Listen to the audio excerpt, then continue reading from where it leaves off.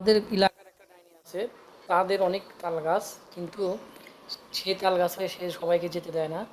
তো আজকে আর কি আমাদের মানে তাল খাওয়ার ইচ্ছা হয়েছিল, তো ভাবলাম যে ডাইনির গাছের তাল আজকে আমরা কুড়াবই। তো কিছু মানে অনেক রাতে ভোর রাতে যাওয়া হয়েছিল, তো ডাইনি তো সারা রাত পাহারা দেয়। তো উনি যখন ঘুমাইছিল ঠিক তখন আমরা তাল করে নিয়ে আসছি।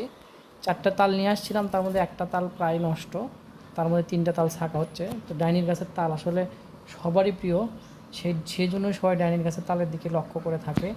তো যাই হোক, আমরা এখন এই তালটা ছাঁকানোর আসলে এত ঘ্রাণ বের হয়েছে, ডাইনির গাছের তাল আসলে অনেক টেস্টি, অনেক সুস্বাদু।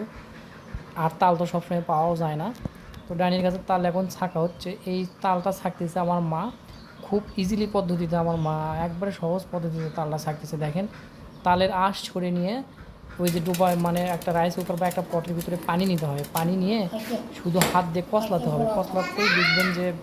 আর আরেকটা দেখেন, তালটা দেখেন পরে ফেটে গেছে, খুব রসালো তার। আর এদিকে আমার বাবাও হেল্প করতেছে, আমার বাবাও কাজে খুব হেল্প করতেছে, কারণ মা একার পক্ষে সম্ভব না। তো তালটা ছিলে দিচ্ছে, ছিলে দেওয়ার পরে এই যে আঁশগুলো দেখা যায়, দেখেন কত সুন্দর আঁশ, শুধু মনে করেন রসে ভরপুর, রসে ভরপুর তালগুলো।